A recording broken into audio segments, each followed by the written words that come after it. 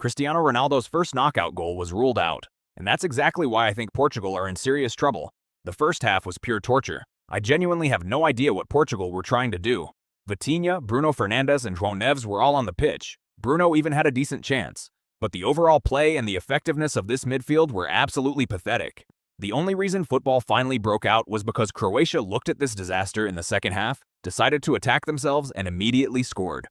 Only then did Roberto Martinez finally take off the passengers, who looked like they'd either forgotten Ronaldo existed or had some personal grudge against him. After that, the game turned into pure vertical chaos. No structure, no system, just end-to-end football. But then again, wasn't that exactly what Portugal had before, just slower and even more boring? Ronaldo actually scored a brilliant goal. His first touch was perfect and the chip over the goalkeeper was pure class, but VAR ruled it out for the tightest of offsides. Then came the penalty.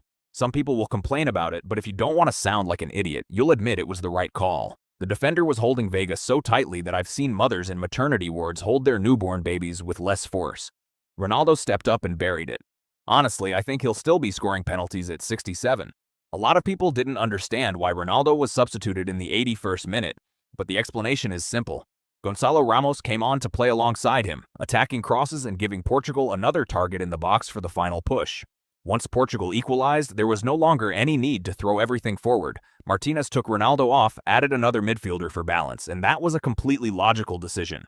The most important thing is that Portugal found a way to win, and it was Gonçalo Ramos who scored the winner. After this performance, I'd be shocked if Rafael Leão doesn't start against Spain. He brought energy, worked his ass off on the wing, and even assisted Ramos.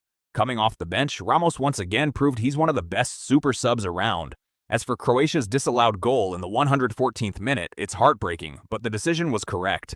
Yes, Vega touched the ball, but it wasn't a deliberate pass, it was a deflection. By the rules, that's always offside.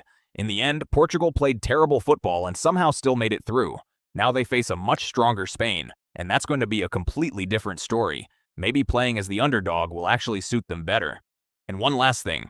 Today marks exactly 1 year since the passing of Diogo Jota, so at least, thank you for winning this one for him.